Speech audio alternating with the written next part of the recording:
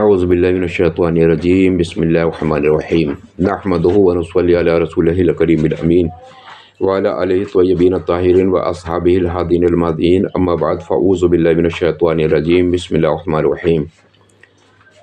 ایک مرتبہ کا واقعہ ہے کہ جنگ احزاب کے موقع پر اللہ کے پیارے نبی صلی اللہ علیہ وسلم بھوکے ہیں، تمام صحابہ کرام بھوکے ہیں، اور اس کے بعد حضرت جابر رضی اللہ تعالیٰ عنہ نے اپنے گھر میں اپنی بیوی سے اہلیہ سے کہا کچھ کھانے کو ہے؟ تو انہوں نے کہا 2 سیر آٹا ہے، گیہوں کا 1 بکری ہے، چنانچہ اس کے علاوہ گھر میں کچھ بھی نہیں ہے۔ لہٰذا اللہ کے پیارے نبی صلی اللہ علیہ وسلم سے جا کر اس جنگ میں حضرت جابر رضی اللہ تعالیٰ عنہ نے کہا کہ یا رسول اللہ، آپ کی میرے گھر پہ دعوت ہے اور چند آدمیوں کو آپ لے کر آ جائیں۔ چنانچہ اللہ کے پیارے نبی صلی اللہ علیہ وسلم نے یہ جب دعوت کا معاملہ سنا تو 1500 لوگوں کی تعداد تھی۔ سرکار نے اعلان کر دیا چلو جابر نے کھانا بنایا ہے۔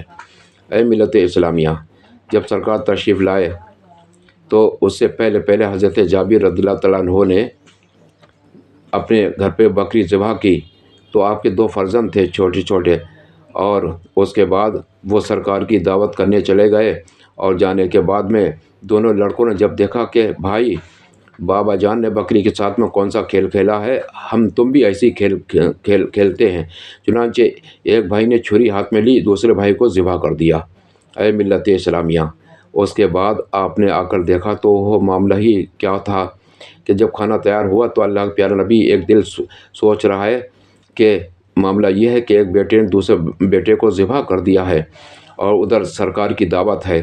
چنانچہ کھانا تیار ہوا تو اللہ کے پیارے نبی صلی اللہ علیہ وسلم کہ سرکار تشریف لے چلیں۔ جب سرکار اللہ کے رسول تشریف لائے تو آپ نے اپنا لعاب دہن اس آٹے میں ڈالا جو 2 سیر تھا، اور اس گوشت میں بھی ڈالا، لہٰذا کھانا بنا تیار ہوا۔ اس کے بعد جب کھانے کا نمبر آیا تو اللہ کے پیارے نبی صلی اللہ علیہ وسلم کو تو سب کچھ معلوم تھا۔ کہا جابر تمہارے بیٹے کہاں ہیں؟ کہا یا رسول اللہ کھیلتے ہوں گے کہیں۔ کہا نہیں۔ اس کے بعد میں بہت کچھ کہا، آپ نے تمام جگہ دیکھا لیکن نہ ملے، اور آپ نے چھپا کر رکھ دیا تھا کہیں پیارا نبی صلی اللہ علیہ وسلم کی دعوت میں خلل نہ پڑے۔ چنانچہ اللہ کے پیارے نبی صلی اللہ علیہ وسلم نے ارشاد فرمایا جب تک اے جابر تمہارے بیٹے ہمارے ساتھ میں نہیں ہوں گے ہم کھانا نہیں کھائیں گے۔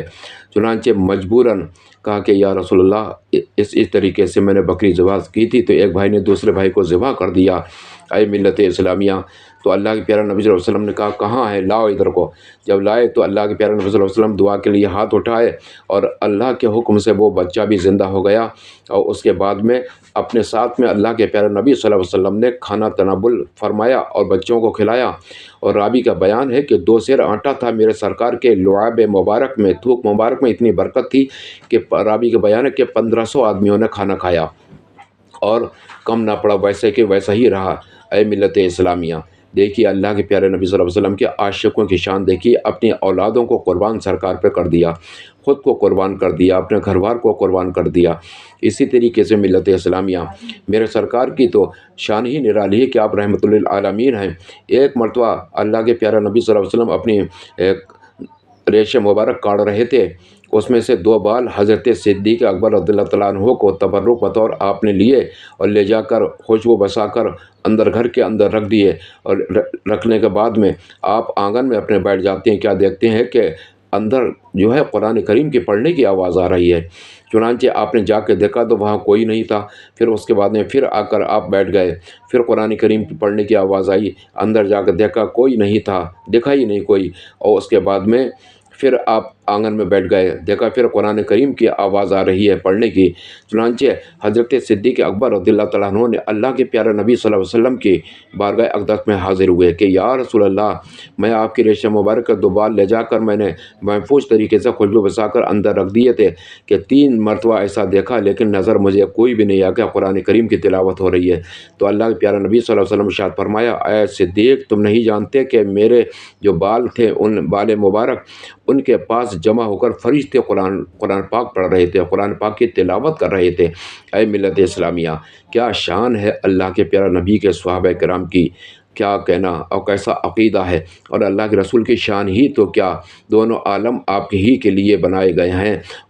اب وہ نہ ہوتے تو کچھ بھی نہ ہوتا، اللہ کے پیارے نبی نہ ہوتے تو ذرہ کچھ بھی نہیں ہوتا۔ نہ زمین ہوتی، نہ آسمان ہوتا، نہ شجر ہوتے، نہ حجر ہوتے، نہ اور کوئی چیز ہوتی، یہ سب سرکار کے صدقے میں دنیا پیدا کی گئی۔ اے مسلمانوں، ہمیں اپنا اور آپ کا سب کو اپنا عقیدہ مضبوط رکھنا چاہیے۔ بے شک اللہ تبارک تعالیٰ ہر مسلمان کو اچھا صلاح عطا فرمائے، نمازی حاجی بنا دے، سب کا تندرستی عطا فرمائے، بیماروں کو شفا عطا فرمائے۔ اللہ تبارک تعالیٰ ہر پریشانی سے سب کو محفوظ فرما دے، جو بیمار ہیں ان شفا عطا فرمائے، جو بے روزگار انہیں صحیح بے روزگار بنا دے، جو کاروبار کر رہے ہیں ان کے کاروبار میں اللہ خوب ترقی اور ان کے رزق کو کشادہ فرما دے۔ اے حضرات گرامی، یہ دین کے لیے ہم ویڈیو بناتے ہیں حضرات، آپ کو بہت بڑا ثواب ملے گا، آپ اس کو خوب شیئر کریں اور آگے بڑھاتے جائیں۔ چنانچہ اس کے علاوہ ہم کچھ نہیں کر سکتے، کیونکہ اس میں کوئی آپ کی دولت خرچ نہیں ہوگی۔ جتنا آگے بڑھتا جائے گا اتنی دین اور آگے بڑھتا جائے گا، دین پھیلے گا۔ اے ملت اسلامیہ، اللہ تبارک تعالیٰ ہم سب کو ہدایت فرمائے، آمین رب العالمین۔ وآخر دعواہم ان الحمد للہ رب العالمین۔ السلام علیکم ورحمۃ اللہ وبرکاتہ۔